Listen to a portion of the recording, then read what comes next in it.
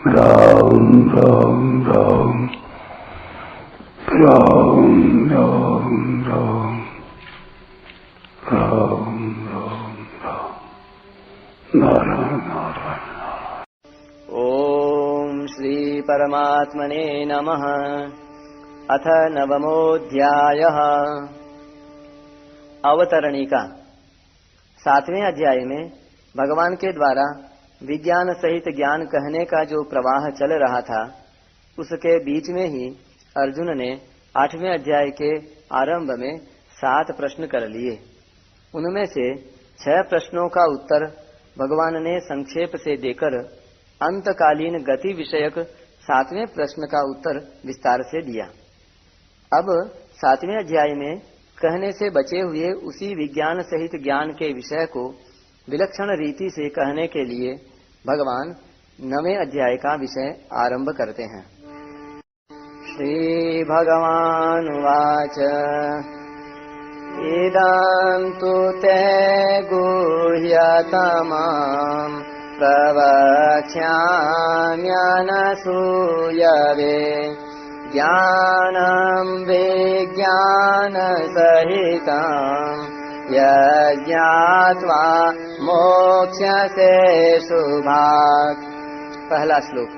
श्री भगवान बोले, यह अत्यंत गोपनीय विज्ञान सहित ज्ञान दोष दृष्टि रहित तेरे लिए मैं फिर अच्छी तरह से कहूँगा, जिसको जानकर तू अशुभ से अर्थात जन्म मरण रूप संसार से मुक्त हो जाएगा। व्याख्या। इदं तु ते गुह्यतमं प्रवक्ष्याम्यनसूयवे। भगवान के मन में जिस तत्व को कहने की इच्छा है, जिस विषय को कहने की इच्छा है, उसकी तरफ लक्ष्य कराने के लिए ही यहाँ भगवान सबसे पहले इदम यह शब्द का प्रयोग करते हैं। भगवान के मन बुद्धि में स्थित उस तत्व की महिमा कहने के लिए ही उसको गुह्यतमम कहा है, अर्थात वह तत्व अत्यंत गोपनीय है। इसी को आगे के श्लोक में राजगुह्यम और 18वें अध्याय के 64वें श्लोक में सर्वगुह्यतमम कहा है। यहाँ पहले गुह्यतमम कहकर पीछे 9वें अध्याय के 34वें श्लोक में मन मना भव कहा है और 18वें अध्याय में पहले सर्वगुह्यतमम कहकर पीछे 18वें अध्याय के 65वें श्लोक में मन मना भव कहा है। तात्पर्य है कि यहाँ का और वहाँ का विषय एक ही है, दो नहीं। यह अत्यंत गोपनीय तत्व हरेक के सामने नहीं कहा जा सकता, क्योंकि इसमें भगवान ने खुद अपनी महिमा का वर्णन किया है। जिसके अंतःकरण में भगवान के प्रति थोड़ी भी दोष दृष्टि है, उसको ऐसी गोपनीय बात कही जाए तो वह ऐसा उल्टा अर्थ ले सकता है कि भगवान आत्मश्लाघी हैं, अपनी प्रशंसा करने वाले हैं।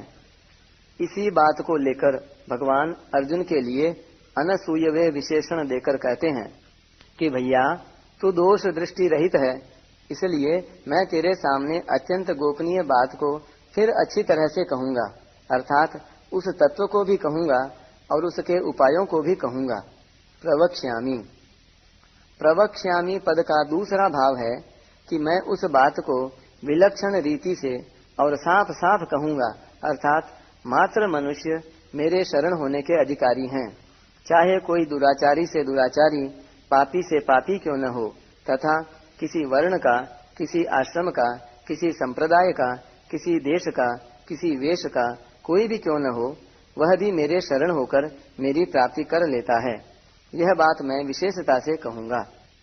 7वें अध्याय में भगवान के मन में जितनी बातें कहने की आ रही थीं, उतनी बातें वे नहीं कह सके, इसलिए भगवान यहाँ तू पद देते हैं कि उसी विषय को मैं फिर कहूँगा। ज्ञानम विज्ञान सहितम। भगवान इस संपूर्ण जगत के महाकारण हैं, ऐसा दृढ़ता से मानना ज्ञान है।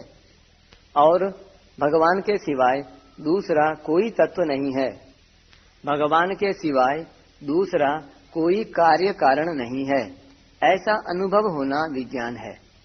इस विज्ञान सहित ज्ञान के लिए ही इस श्लोक के पूर्वार्ध में इदम और गुह्यतमम ये दो विशेषण आए हैं। ज्ञान और विज्ञान संबंधी विशेष बात। इस ज्ञान विज्ञान को जानकर तू अशुभ संसार से मुक्त हो जाएगा। यह ज्ञान विज्ञान ही राज विद्या, राजगुह्य आदि है। इस धर्म पर जो श्रद्धा नहीं करते, इस पर विश्वास नहीं करते, इसको मानते नहीं, वे मौत रूपी संसार के रास्ते में पड़ जाते हैं और बार बार जन्मते मरते रहते हैं। ऐसा कहकर भगवान ने ज्ञान बताया। अव्यक्त मूर्ति मेरे से ही यह संपूर्ण संसार व्याप्त है, अर्थात सब कुछ मैं ही मैं हूँ, दूसरा कोई है ही नहीं। ऐसा कहकर भगवान ने विज्ञान बताया। प्रकृति के परवश हुए संपूर्ण प्राणी महाप्रलय में मेरी प्रकृति को प्राप्त हो जाते हैं और महासर्ग के आदि में मैं फिर उनकी रचना करता हूँ, परंतु वे कर्म मेरे को बांधते नहीं। उनमें मैं उदासीन की तरह अनासक्त रहता हूँ। मेरी अध्यक्षता में प्रकृति संपूर्ण प्राणियों की रचना करती है। मेरे परम भाव को न जानते हुए मूढ़ लोग मेरी अवहेलना करते हैं। राक्षसी, आसुरी और मोहिनी प्रकृति का आश्रय लेने वालों की आशा, कर्म, ज्ञान सब व्यर्थ हैं। महात्मा लोग दैवी प्रकृति का आश्रय लेकर और मेरे को संपूर्ण प्राणियों का आदि मानकर मेरा भजन करते हैं, मेरे को नमस्कार करते हैं। कई ज्ञान यज्ञ के द्वारा एक ही भाव से मेरी उपासना करते हैं। ऐसा कहकर भगवान ने ज्ञान बताया।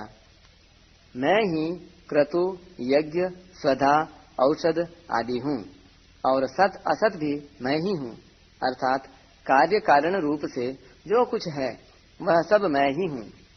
ऐसा कहकर विज्ञान बताया।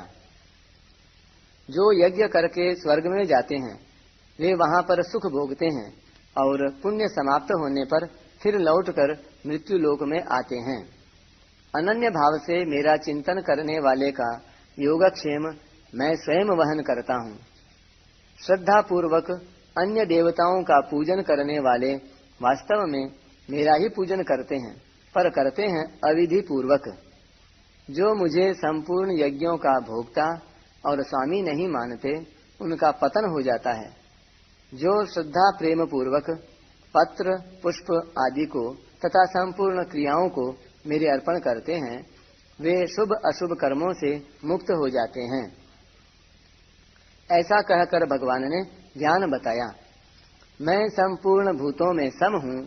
मेरा कोई प्रेम या द्वेष का पात्र नहीं है, परंतु जो मेरा भजन करते हैं वे मेरे में और मैं उनमें हूँ।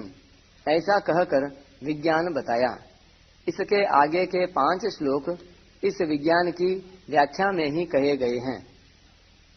यहाँ ज्ञान के वर्णन में विज्ञान और विज्ञान के वर्णन में ज्ञान नहीं है, ऐसी बात नहीं है। यज्ञ ज्ञात्वा मोक्ष से शुभात, असत के साथ संबंध जोड़ना ही अशुभ है, जो कि ऊंच नीच योनियों में जन्म लेने का कारण है।